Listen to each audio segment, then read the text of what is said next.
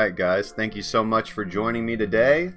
Hope you guys are all doing good. Thank you very much for being patient and waiting for me. All right, guys. Thank you so much for joining me today. All right, audio sounds like it's working good. Let me go ahead and mute that. Let me give a shout out to anybody in the chat. Feel free to ask anything if you want me to take a look at something. If I'm slow to respond, it's only because I'm good at charting. I'm good at technical analysis. Still working on the technology aspect, so I appreciate everybody being patient. So anyways, so we all got to wake up to some wonderful stuff this morning. The early bird gets the worm. I had to take my daughter to the doctor this morning. She's still getting over her little bit of a head cold. So am I, honestly, but now it's kind of starting to hit her a little bit, so she's a little miserable. And so by the time, I got the alerts on my phone as I'm at the doctor's office, and I'm like, oh, no, but by the time I got home, there wasn't really a whole lot much to do about anything. I don't really see what everybody's really excited about. We've been talking about this for a long time, that this dip is going to occur, that this dip is going to happen, that this is the most likely scenario of what we're going to see moving forward. So, I was on the live stream yesterday with Alex. Sunday evening we did the live stream, and we had talked about the most likely scenario is Bitcoin moving down on a capitulation style event. And although the candles aren't exactly what I want to see in a capitulation style event, that I really want to see to know that Bitcoin is going to shoot up very strong, to retrace and hit some of our previous resistance levels, to give us a good range trade, to give us a good investment trade in that opportunity. It wasn't really what I wanted to see. And so I made a post about it in the premium this morning. I don't know. I think I did not post in the general. And if I didn't, I apologize, but it's been kind of a busy day with my daughter. But yeah, and then looking at the altcoin markets, we went ahead and pulled I think we closed out, what do we call, like maybe 10 trades, or maybe more. I'll have to look. Let me look at the spreadsheet real quick. Let's see, week 4 we had called, 31 to 49, so 31, 10, 11, 12, 13, 14, 15, 16, 17, 18. We had 18 closed positions in the 4th week of October. And so I need to update that. That's 17 premium. So we had 18 closed positions at 107% profit. Actually, I need to update that as well. So that's going to go to 49. Let me get a new calculation for you guys for our number here. It dropped us under 100% profit for the week. We're at 97.56%. That's a gosh darn shame. I hate to see that. But, I went ahead and pulled the BNB call, the Neo call, the Icon call, the Qtum call, just because, the waves in metal I feel a little different about. They just look better to me. They look better accumulation zones. They look like they're holding support a lot better. And it looks also like I've seen more of the volume play that I want to see on something that's going to bounce off and do a range trade for me. But BNB, Neo, Icon, and Qtum, they were different in the fact that they were a significant level of differentiation above their historical support levels. And it just seemed to me that the market most likely would just tend to continue drifting downwards. So I thought the safest thing was to pull those calls, because there's plenty of time to get in them if volume pours in. Even if we miss the capitulation red candle entry, that's okay, even though that's, as I've talked about at length, the best place to enter the market. You can't always have that, and sometimes you just have to take what is in front of you. So let's go ahead and look at Bitcoin. All right, let's go ahead and do some analysis here for you guys. Let me go ahead and full screen this so you guys can see a little bit more clearly. And hopefully maybe I zoom in a little bit. You guys will be able to see that a little bit better. Sorry, guys. Okay, that's a little bit nicer. I like that. All right, so this is the stuff. I had posted this in my charting earlier today in the Discord, and what I'm really expecting is to either close the candle. I mean, we've still got 6 hours for this current candle to close, and I would like to see us close up here. And if we close up here, that's going to be a very bullish sign to me. Maybe not so much in the short term, because we could still see here exactly what we saw with Sky the other day when I was pointing that example out, that we had a capitulation level red candle event like we see right here. When we see price fall down below recent support on massive sell volume, on high volatility, on high momentum. This is generally the best place to enter the market. And the only way that you can, people don't understand, like I keep trying to explain to people, everybody wants, looking at this in retrospect, you can clearly say to yourself, well, God, I wish I had just bought in at that bottom right here. and I wish I could have sold this. There's only one way to do that. There's only one way to do that. And that's to be in front of your computer at the moment and have the balls to click market buy on that red candle. Otherwise, you had to have conveniently had a limit order placed there, but there's a probability that your limit order doesn't get filled because price is moving at such momentum that it can blow right past your limit order, because they're going to fill market orders before they fill limit orders. That's just the reality of the situation. And if you're trying to put fresh limit orders in there, it's not you're not going to get filled. Not always. I mean, I'm not saying you can get filled. Obviously, we do place limit orders at strategic positions, but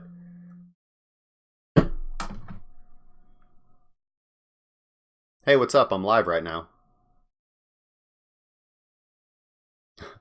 Come on to YouTube and watch me. All right, later, man. That was Mr. Scott. Sorry, normally I wouldn't answer the phone, but I got to answer for Scott, for the old trading partner right there. So let's take a look at what we're looking at here. So we had fallen down. Look, right here. We fell down. I had plotted this Fibonacci sequence out, like a week ago? And we fell down to the 786. So you can see quite clearly, if you had your limit order placed at the 786, you would have not gotten filled because we just barely missed it. And this is another thing that I talk about too, is when you're looking at fib retracements, which I think is one of the most powerful tools you can have in your arsenal, you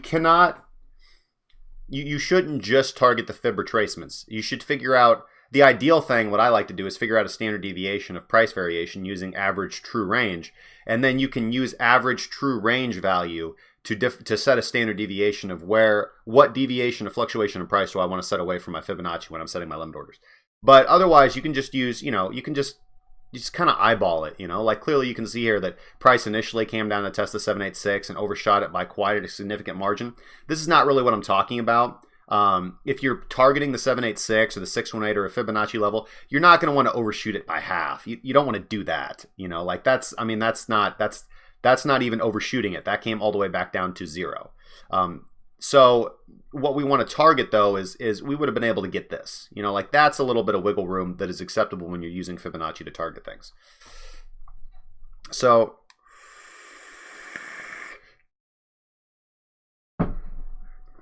where are we expecting to see price move from here? Well, we're probably looking for price to come back up to the 618 to retest.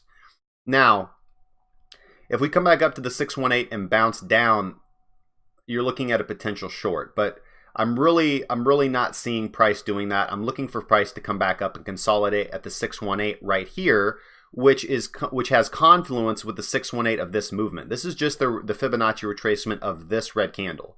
So you see here the 618 lines up identically except for a $2 differentiation right here, because this is 63.34 and this is 63.36.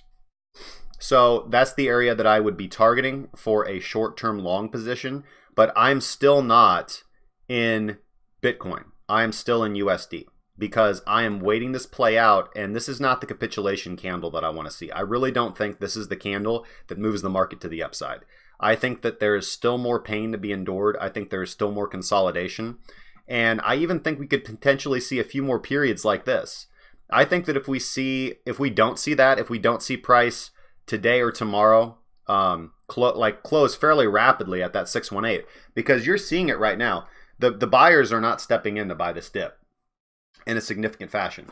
I think that a lot of, obviously, limit orders got filled here, but the market buyers that I want to see, absolutely got to love the Fibo, but the market buyers that I want to see significantly push this price up weren't here. And you can see that if you look at CoinFarm Online, if you look at Bitfinex sentiment data, it's just not there. So let's take a look at our sentiment data. Okay. So we saw, we've seen a large increase in shorts and a massive drop off of longs. So that is contributing to my idea that we are going to fairly significantly and fairly rapidly most likely close back up here at that 618 retracement, at that 63.34 area.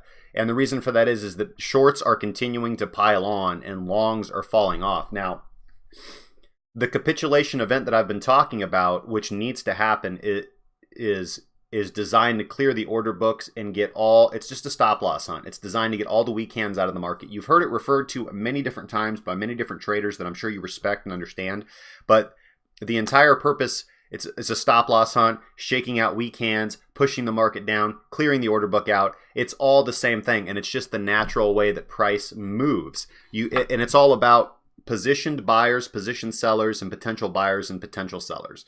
So it's open now. If the market moves against them, they become potential buyers because they have to cover, which is buying, which moves the market up. This is why when you see, if you have a Twitter feed of whale wrecks, that's why whale wrecks is such a useful social indicator, because when a lot of shorts get cleared out, you can expect short-term market momentum to move upwards, because that's a lot of buying volume that's coming into the market. So, another thing that I've been talking about is that if you really want to play the long game on Bitcoin, and you're in Tether or you're in USD, it is very strategic. I drew this, here, let me auto in. It's not really going to give me what I want. Sorry, this looks a little crazy right here. Let me see if I can't get it to look a little cleaner. Okay. So this white box right here corresponds to all these low wick support level areas that Bitcoin has experienced. It starts here, the bottom of it's here, and it moves all the way over. So if you really wanted to be cheeky, well, there's nothing wrong with having 5 to 10% of your positions spaced out along this area. Because if we go below this area, then we don't have any support until the mid 5,000s, until the low 5,000s. And that's an intelligent way to play the market. You analyze from the top to the bottom and realize, okay, if you're all the way at the top, you want to be fully in Bitcoin. And if you're all the way at the bottom, you want to be, if you're all the way at the top, you want to be fully sold, and you want to be fully out of Bitcoin and fully in cash. Because that means you've hopefully bought in cheaper and hit all your targets on the way up. You've sold at all the resistance points on the way up. Conversely, when you're at the top and you're looking like you're going toward the bottom, you want to be all in cash and looking to ladder down at major significant support levels. And you want to plan for the entire market. Now, with a price as volatile as Bitcoin's, do I think that's necessarily valid? No. I would probably start in 2016. So if you wanted to go back and plot all your significant support, but really everybody's just interested in this range right here. When we went above 7,000, really above 9,000, people are only interested in that range, but now we find ourselves here, and we can see that all the people that didn't plan for this downside in the market have gotten completely wrecked. So, well, that's what I'm expecting. I'm expecting a short-term bounce up to $6,334 is the most likely scenario. A less likely scenario is at this point is that sky like capitulation event where we see a long pierce down, probably even potentially as low as 5,800. And so if you set limit orders there, like I'm suggesting, hint, you could probably pick up Bitcoin at a steal. And the nice thing, like, let me explain this. Let me explain what this counter trend trading, it's not counter trend trading. It's learning how to get in at market bottoms and sell at market tops. When you're able to have the balls and train yourself to buy on big red candles and sell on green red candles, then your margins of error become less, and you only have to worry about having tight stops in case price doesn't move against you. It's a much safer way to trade, honestly, because if you buy here in the low volatility, which is fine, that's another smart buying in the low volatility is fine, but you don't really you have to use past technical analysis to know whether price is going to go up or going to go down. Just based off market mechanics, that when there's massive sell volume at the bottom of a downtrend, there's only so many sellers at any given moment in time, or in totality. So if you're exhausting all the sell pressure in one last hurrah, there's no more sellers to push price down, and there's nothing to stop price from just naturally being pushed up. Because Bitcoin, there's buyers and sellers at just about every price. So if you're able to buy here, you don't have to wait very long. You can just scalp and get out here. And that's one of the beauties about it. And if you're patient and you wait and you know how to do the exact same thing conversely on the green candle, you have amazing profit opportunity and potential. And this is, I keep talking about this. This is an intelligent way to trade, guys. So yeah, if we don't do that, again, like I said, I'm expecting potentially a pierce down to 5,800. So low buy orders in this range is probably a smart idea also. All right, looking at Ethereum. There's the slight movement we saw out of Ethereum. It's grown a little bit, but really, I mean, it was over basically when I checked the Bitcoin chart. So again, I don't really see what all the fuss is. It's kind of, it actually looks a little bit better than Bitcoin. We have a little bit of sell volume, not really massive or significant like this one. This is more of a capitulation level style event, although I like to see a much longer tail on it. But here's the volume spike that I'm talking about, and you can see the price just naturally moves up. I don't think that the rebound from this is going to be as significant. And we didn't come all the way down to the 786. We missed it by a greater margin than we did with Bitcoin. But one of the things to remember, guys, is that as long as we stay above the 786, we are looking to go up. When we start closing and consolidating below the 786, that's when you need to reverse your Fibonacci's and realize that you're trading in the wrong direction. So I'm not seeing a capitulation style event for Ethereum yet, especially looking at the Fisher, which is a great indication of what price is likely to do in the future. The Fisher has not topped below zero in this period at all, which lets us know that there's no downtrend that is, according to the Fisher, that's about to happen at this point in time. You know, we're still topping above the zero and bottoming below the zero, which is just range bound, as we can see played out in price right here. So I'm not seeing, this is not the capitulation style event that is going to herald the oncoming of Ethereum moving up rapidly, nor is this the trend-changing price close that is going to indicate that we're moving further and further downwards. So still neutral on Ethereum. It's still a neutral chart, except to say that we're in an established downtrend, and now the market has moved sideways since September. So the odds are, unless price starts breaking above this trading range, that it's a continuation pattern and we're looking for price to continue to go down, because I don't see, and we won't know until the accumulation pattern plays out, because once we break above that, then we have the affirmed accumulation pattern. So when you're taking swings down here at support, it's always the smartest thing to do. When you're going to enter, you want to enter as low as possible. So again, this is, if you're looking to play Ethereum to the upside, then this is where you want to be getting in, because the pattern hasn't broken. And if this is your selling climax, your automatic rally, your supply test, you're going to have you could have as many supply tests as is necessary to get all the supply out of the market. And once that happens, then price naturally moves up because you've removed all the excess supply. So I don't think much has changed for me on Ethereum. I still think that nobody knows whether the bottom's in or not, and we will find that played out very soon. Now, if we start just slowly, here's the difference, guys, and what I'm talking about, and you could tell the difference. Slowly drifting down on low momentum means we're going to go lower, potentially much, much lower. But rapid, violent moves down, that means we're probably going up, because those are market-making moves, and that is that you're seeing fear and panic, and that's retail traders. So let's look at sentiment analysis.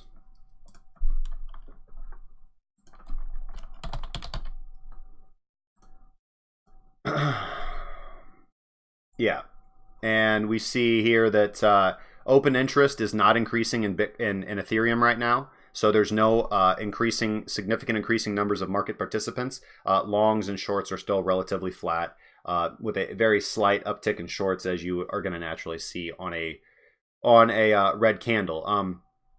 What you want to see when you're going to enter a market is something like this, where you have the big red candle, large selling volume, massive increase in shorts, and a massive drop off in longs.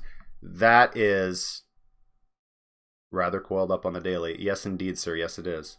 This is where you want to be getting into the market right here. This is where you want to be getting in, because it's letting you know that all retail traders think the price is going to continue to go down, and so we're trading against retail traders. We're looking to take advantage of retail traders, because that's how institutional traders trade, and we want to trade like institutions, not like retail. Okay, my favorite altcoin, Ripple. Ripple.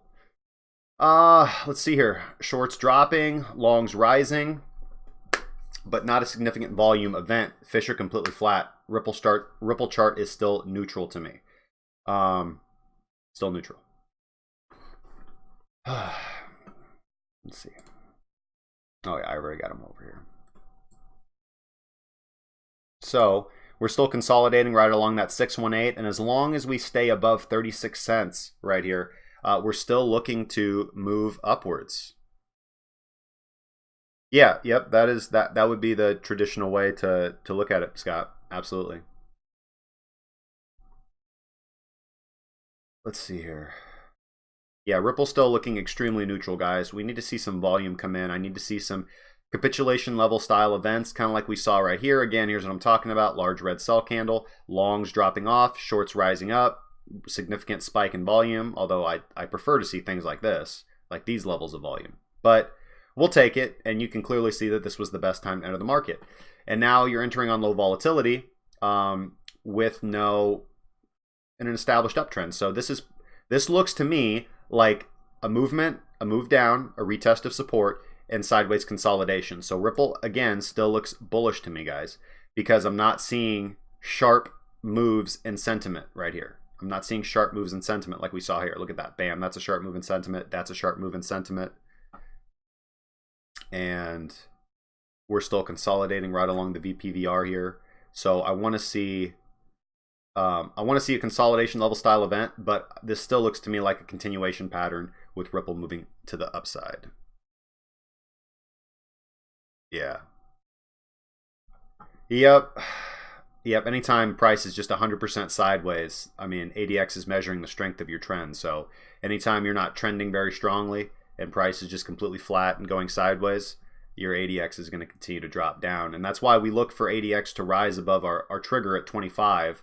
And that's when we want to be looking to enter the market if our directional movement to the upside is stronger than our directional movement to the downside, which is just a shorthand way of saying if bullish momentum is stronger than bearish momentum and you're trending strongly, then you're looking to enter a trend. And really anything under 30 is considered consolidation in ADX terms. But when you get to 25, what was that pump again? I forgot. When you get to under 25, when you get to 25 to 30, that is, oh, this pump right here. This was the 21st, the 20th, the 19th, beginning on the 18th. Yep.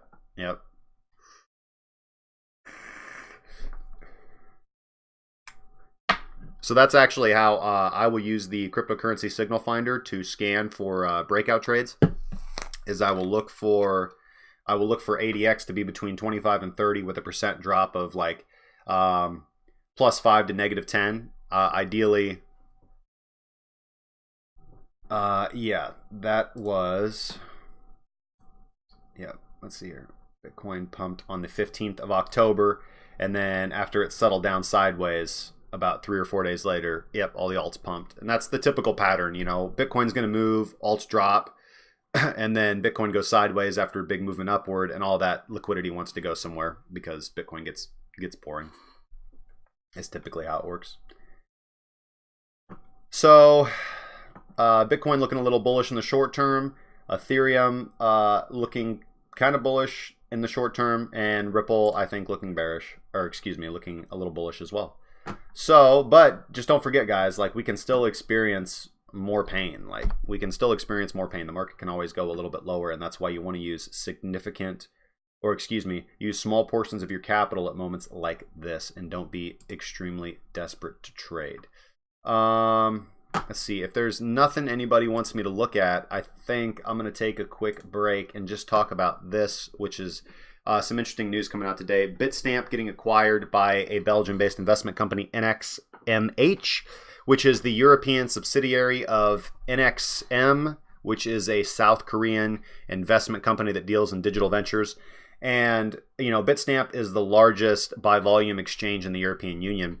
And so Bitstamp getting acquired by institutional money this is another sign. I've been talking about this since April about institutional money and what it looks like. And this is what it looks like, people. This is what institutional money getting bought out, or excuse me, this is what Bitcoin becoming institutionalized with money looks like. And this is what's going to let you know that you just have to play the long game in this, because institutions are going to get their claws in, and then they have to create retail packages that they can chop up and sell and market to retail investors.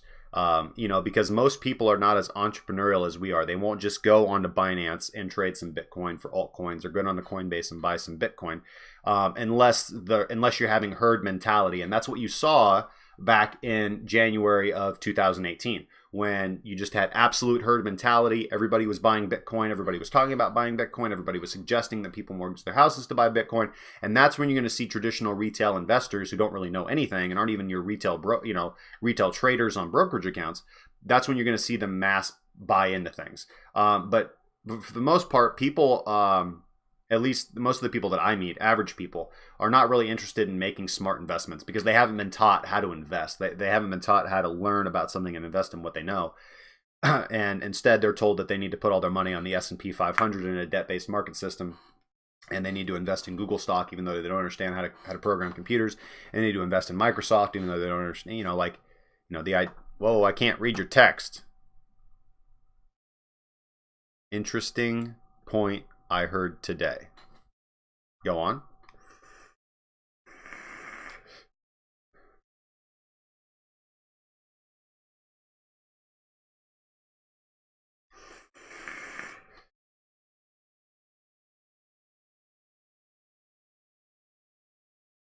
That was it.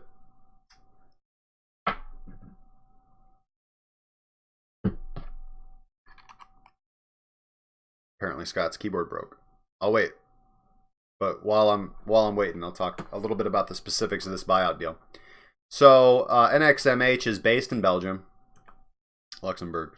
No, not Luxembourg, Belgium. And what's funny is that I don't know if it's on here. Yeah, right here. Kodrick and Murlock, who are the founders of. I'm gonna have to go to. There we go. Large companies prepping for institutional investors. Large companies prepping for institutional investors will most likely not be marketing to retail investors till about 100K of Bitcoin, because at that point, all institutional investors will now have been in market and gotten BTC at dirt cheap. Huh.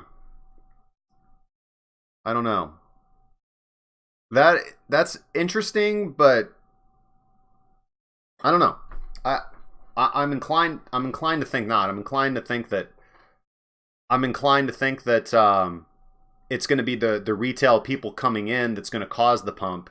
I mean, that, actually 100K Bitcoin might not be 100% off, but it just seems more likely at 20K Bitcoin to me. Maybe 20 to 30K Bitcoin. And the reason why I say that off the top of my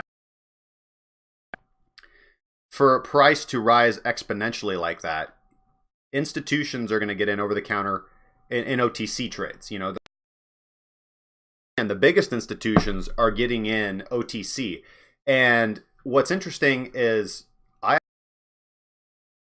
we were talking about, okay, we know that when large institutions buy, for example, they buy OTC. So that doesn't exactly move the market because they're not buying on the marketplaces, and only only market exchanges really change the price. So if I went to you, like say you have $100 million in Google stock, and I buy $100 million of Google stock on intelligent brokers or whatever, on some brokerage that will move the market, and I'll probably also experience slippage. But if I go to you over the counter, and I just buy them outright from you, not on the exchange, we just do a P2P transaction, that doesn't move the market at all, like not even a penny. It just won't move the market. Now, Bitcoin, on the other hand, it's a payment network and a blockchain, so every transaction is conducted on the blockchain, and you can see all this and you can analyze it. So if whales are coming in and buying millions and millions and millions of dollars of Bitcoin OTC, you can still track that on the network by monitoring exchanges across the network. And that's fascinating because that is a whole secondary level of analysis that you can build upon when looking at your financial investments in Bitcoin in particular. So you don't have that information available to you unless you are an investment bank or a big institution of insider information. But if you have significant enough chainalysis, or if there's a product or a service out there or a group of people, of analysts who can do this for you, that is an amazing aspect of analysis that you can look into. So you can actually see OTC movements when you analyze the blockchain if you know what you're looking for. And I am not an expert in chainalysis, but I'm just saying this is a fascinating aspect of Bitcoin investment and tracking price that you don't have in any other USD-based market. You don't have any other security or derivative.